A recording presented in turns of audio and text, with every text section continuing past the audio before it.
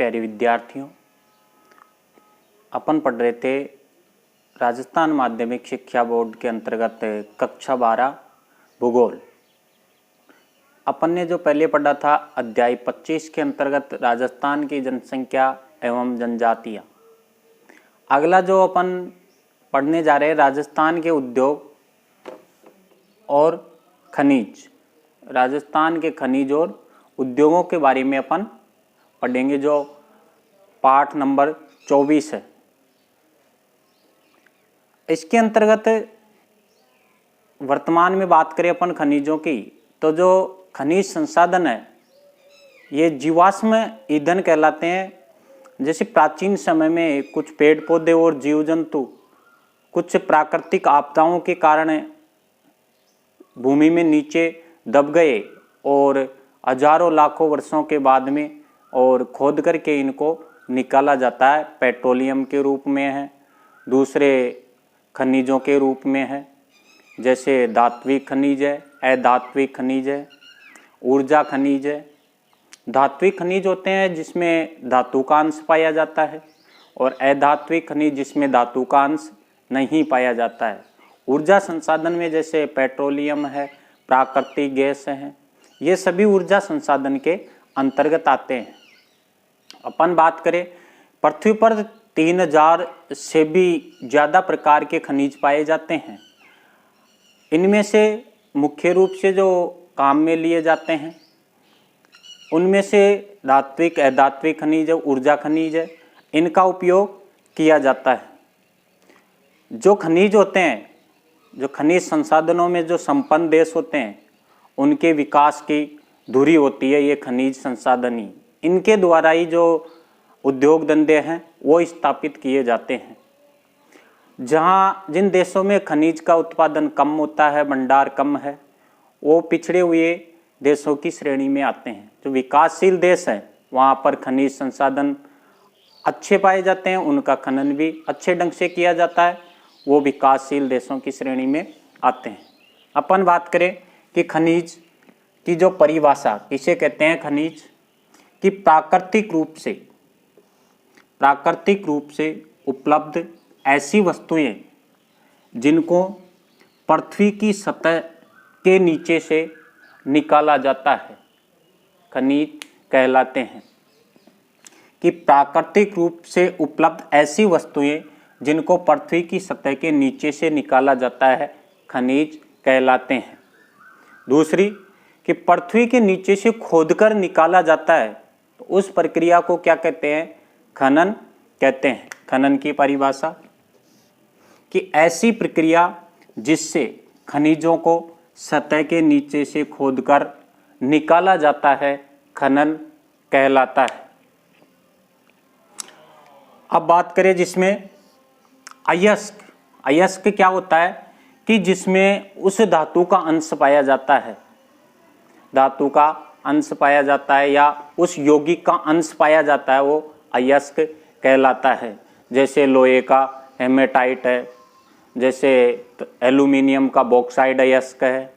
तो इनके अलग अलग अयस्कों के नाम है। उसमें उस धातु का या उस यौगिक का उसमें अंश पाया जाता है, अयस्क कहलाता है। लेकिन जो अयस्क होता है उसमें अशुद्धियाँ होती है, अन्य यौगिक भी उसमें पाए जाते हैं, लेकिन जो ज़्यादा अंश पाया जाता है उसका वो अयस्क कहलाता है। अयस्क किसे कहते हैं? प्रकृति में खनिज अन्य तत्वों व अवयवों के साथ मिश्रित रूप में मिलते हैं, ऐसे मिश्रण को क्या कहते हैं? अयस्क कहते हैं। देखिए, प्रकृति में खनिज और अन्य तत्व व अवयवों के साथ मिश्रित रूप में मिलते हैं, इन्हें अयस्क कहते हैं। अब राजस्थान खनिजों का अजायब घर क्यों कहलाता है? क्योंकि यहाँ विविध प्रकार के खनिजों की प्राप्ति होती है, इस कारण राजस्थान को खनिजों का अजायब घर कहा जाता है। राजस्थान में विभिन्न प्रकार के खनिजों की प्राप्ति के कारण खनिजों का अजायब घर कहलाता है राजस्थान। राजस्थान में 67 प्रकार के खनिज पाए जाते हैं। इनमें 44 जो खनिज है वो प्रधान खनिज है और जो 23 है वो गौण प्रकार के खनिज है, मतलब लघु खनिज है जो कम मात्रा में निकलते हैं। देश के कुल उत्पादन में राजस्थान का जो योगदान है, देश के कुल खनिज उत्पादन में जो राजस्थान का योगदान है 22% है। कितने प्रतिशत है? 22% है। खनिज भंडार की दृष्टि से देश में जो राजस्थान का स्थान है दूसरा स्थान है और प्रथम स्थान पर आता है झारखंड। खनिज उत्पादन की दृष्टि से जो देश में राज्य का तीसरा स्थान है और प्रथम स्थान पर झारखंड।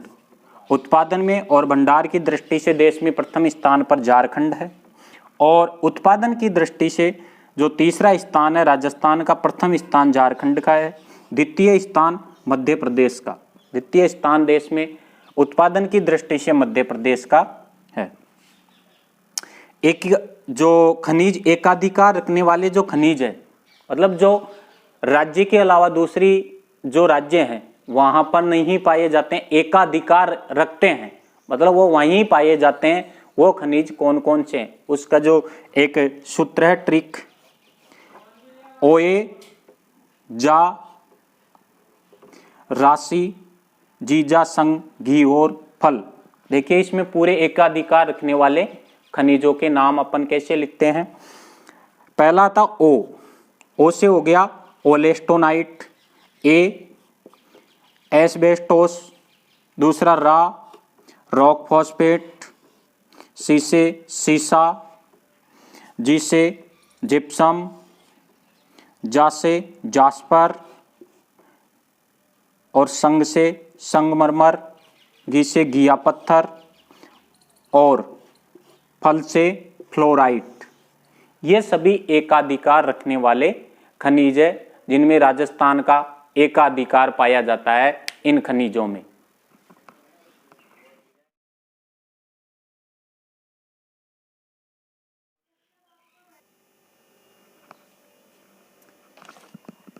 जो खनिज का जो वितरण पाया जाता है उनमें अरावली प्रदेश है और जो राजस्थान का दक्षिणी पूर्वी जो पठारी प्रदेश है वो खनिज भंडार के लिए जाने जाते हैं।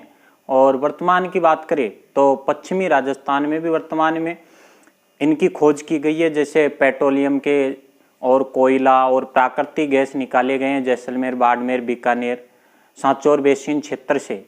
इनकी पश्चिमी राजस्थान में भी इनके भंडार पाए जाते हैं, वर्तमान में खोज से पता चला। अगला जो अपना टॉपिक आता है खनिजों का वर्गीकरण। खनिजों का वर्गीकरण, इसमें जो खनिज पाए जाते हैं मुख्य रूप से 3 प्रकार के, धात्विक खनिज, अधात्विक खनिज और ऊर्जा खनिज या ईंधन खनिज भी इसे कहते हैं। ईंधन खनिज भी कहते हैं। ईंधन खनिज पहला आता है इसमें धात्विक खनिज। धात्विक खनिज कि जिसमें धातु का अंश पाया जाता है, जिसमें धातु का अंश पाया जाता है धात्विक खनिज कहलाते हैं। और इनको अयस्कों से जो मूल खनिज होता है उसको रासायनिक क्रियाओं के द्वारा अलग किया जाता है। अयस्कों से मूल खनिज को अलग किया जाता है रासायनिक क्रियाओं के द्वारा। रासायनिक क्रियाओं के द्वारा रासायनिक क्रिया के द्वारा मूल खनिज को अलग किया जाता है। अपन यह जो बात करेंगे जो धात्विक खनिज है उनमें तांबा, कॉपर, प्रतीक Cu होता है इसका, कॉपर, दूसरा है सीसा जस्ता और तीसरा है टंगस्टन और चौथा है चांदी। इन चारों जो धात्विक खनिज है इसके बारे में अपन इस अध्याय में अध्ययन करेंगे अपन इनके बारे में। और भी धात्विक खनिज है उनकी चर्चा दूसरे वीडियो में अपन करेंगे। दूसरा आता है अपना अधात्विक खनिज कि जिसमें धातु का अंश नहीं पाया जाता है। धातु का अंश नहीं पाया जाता है, जिसमें धातु का अंश नहीं पाया जाता अधात्विक खनिज कहलाते हैं। इनमें अयस्कों से जो मूल अंश होता है, मूल अंश को अलग नहीं किया जा सकता है, ये अधात्विक खनिज कहलाते हैं। यहाँ अपन दो के बारे में ही अध्ययन करेंगे, एक तो संगमरमर है और दूसरा है जिप्सम। इनके बारे में अपन अध्ययन करेंगे। तीसरे प्रकार का था ऊर्जा खनिज या ईंधन खनिज, जिससे ऊर्जा प्राप्त की जाती है। इनमें मुख्यतः जो है पेट्रोलियम है, कोयला है और प्राकृतिक गैस। पहला आता है इसमें अपना तांबा। धात्विक खनिज की बात करें तो पहला आता है इसमें तांबा। तांबा कॉपर भी कहते हैं इसको, अलोह धातुओं में सबसे महत्वपूर्ण खनिज माना जाता है। अब इनमें भी धात्विक खनिजों में भी दो प्रकार के होते हैं, अलोह खनिज और लौह खनिज। तो अलोह धातुओं में सबसे महत्वपूर्ण माना जाता है तांबे को, और यह प्राप्त होता है आग्नेय और कायांतरित चट्टानों से प्राप्त होता है। उत्पादन की दृष्टि से देश में इसका दूसरा स्थान है। उत्पादन की दृष्टि से देश में दूसरा स्थान, जो राज्य में तांबा शोधन का जो प्लांट स्थापित किया गया है, हिंदुस्तान कॉपर लिमिटेड खेतड़ी झुंझुनू में स्थापित किया गया है। कॉपर प्लांट का जो कारखाना लगाया गया है, हिंदुस्तान कॉपर लिमिटेड खेतड़ी झुंझुनू में लगाया गया है। तांबा के जो उत्पादन की जो अन्य खाने हैं, उनमें मुख्य रूप से जो खेतड़ी सिंगाना झुंझुनू जिले में स्थित है, दूसरी नीम का थाना सीकर में, खोदरीबा अलवर में, भीलवाड़ा का रामपुरा आगूचा, गुलाबपुरा,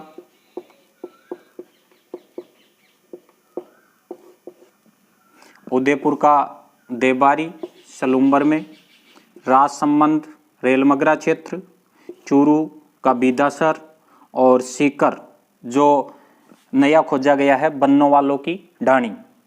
इसके जो उपयोग हैं विद्युत उपकरण बनाने में, क्योंकि विद्युत का उत्तम सुचालक भी है ये, इस कारण विद्युत उपकरण बनाने में, और तार बनाने में भी, क्योंकि प्रतिरोध इसका कम होता है, इस कारण इसके तार बनाए जाते हैं। रसायन उद्योग में इसका मुख्य उपयोग किया जाता है। अगला जो धात्विक खनिज के अंतर्गत आता है अपना सीसा जस्ता। सीसा जस्ता का जो मुख्य अयस्क है गेलेना कहलाता है। गेलेना से प्राप्त किया जाता है सीसा अयस्क। इनके अन्य अयस्क की बात करें अपन तो केलेमीन, जिंकाइट है, विमेलाइट है, यह अन्य प्रकार के अयस्क है। इनसे सीसा जस्ता प्राप्त किया जाता है। ये प्राप्त किया जाता आर्कियन और प्रोटोजोइक काल की जो चट्टानें होती है, इनमें ये पाया जाता है। आर्कियन और प्रोटोजोइक काल की चट्टानों से इसको निकाला जाता है। इसके जो उत्पादक क्षेत्र हैं, उदयपुर की जावर की खानी, यह सर्वाधिक उत्पादन होता है इसका। सर्वाधिक इसका उत्पादन होता है जो जावर की खाने हैं वहां पर। दूसरा राजसंबंध राजपुरा दरीबा, भीलवाड़ा का रामपुरा आगूचा गुलाबपुरा, यहां से तांबा भी निकाला जाता था। सवाई माधोपुर चौथ का बरवाड़ा क्षेत्र, अलवर का गुडा किशोरी दासपुरा क्षेत्र, यहां से अन्य खाने हैं जहां से सीसा जस्ता निकाला जाता है। उदयपुर की जावर की खानी जहां से सर्वाधिक उत्पादन होता है, राजसंबंध की राजपुरा दरीबा, भीलवाड़ा की रामपुरा आगूचा गुलाबपुरा, यहाँ से सीसा जस्ता निकाला जाता। सवाई माधोपुर चौथ का बरवाड़ा क्षेत्र और अलवर का गुडा किशोरी दासपुरा क्षेत्र, यहाँ से सीसा जस्ता का उत्पादन किया जाता है।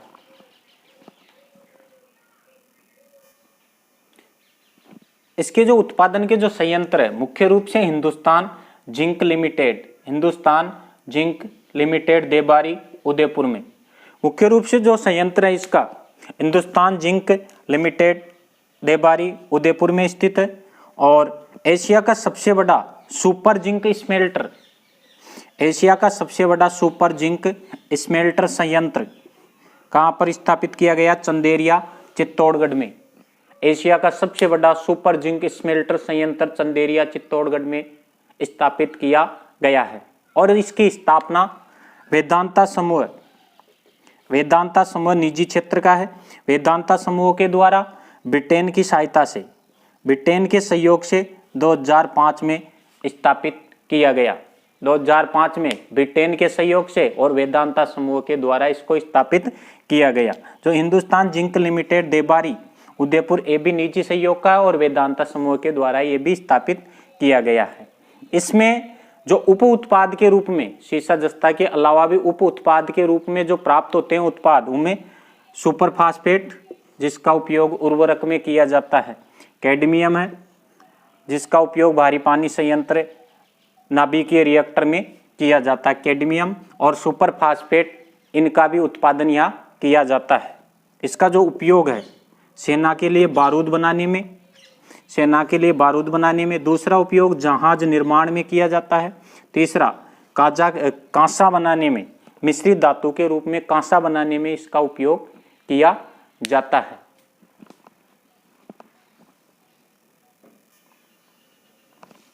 धात्विक खनिज के अंतर्गत अगला आता है अपना टंगस्टन।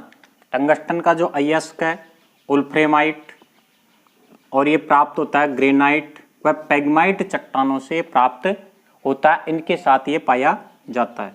इसका विशेष गुण होने के कारण, भारी, कठोर और उच्च द्रवणांक होने के कारण ये बहुत ही महत्वपूर्ण उपयोग में लिया जाता है।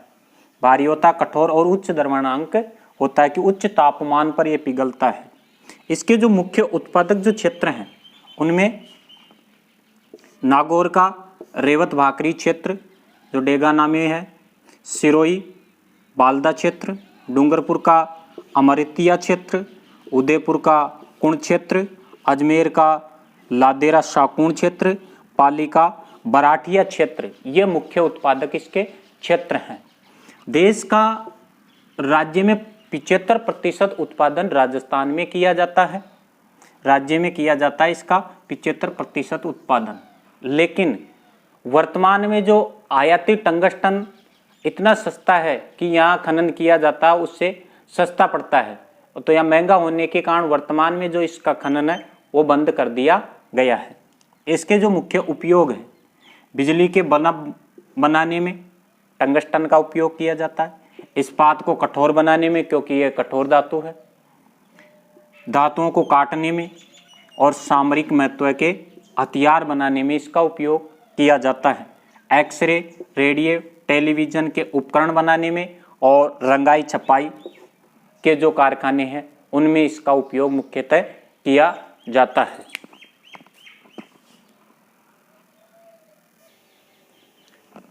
धात्विक खनिज में अगला आता अपना चांदी, चौथे नंबर पर चांदी। इसका जो अयस्क है केलेना, और ये सीसा जस्ता के साथ ही पाया जाता है, सीसा जस्ता के साथ ये पाया जाता है। जो चांदी है अपना मूल्यवान है, किली धातु है, तन्यता है और चोट सहने के गुण विद्यमान है, इस कारण इसके आभूषण बनाए जाते हैं। मूल्यवान है क्योंकि कम मात्रा में निकाली जाती है इसलिए महंगी, इसके आभूषण बनाए जाते हैं। तन्यता और चोट सहने के गुण होने के कारण इसके आभूषण बनाए जाते हैं। विद्युत की उत्तम सुचालक जो धातु है चांदी है, उत्तम सुचालक चांदी, वेरी मोस्ट इंपॉर्टेंट। उत्पादक जो क्षेत्र है उदयपुर का जावर के खाने, जो सीसा जस्ते के जो खाने हैं उन्हीं के साथ इसको निकाला जाता है। देश का जो 80.8% जो भंडार है देश के, वो राजस्थान में पाए जाते हैं। सुरक्षित भंडार राजस्थान में पाए जाते हैं 80.8%।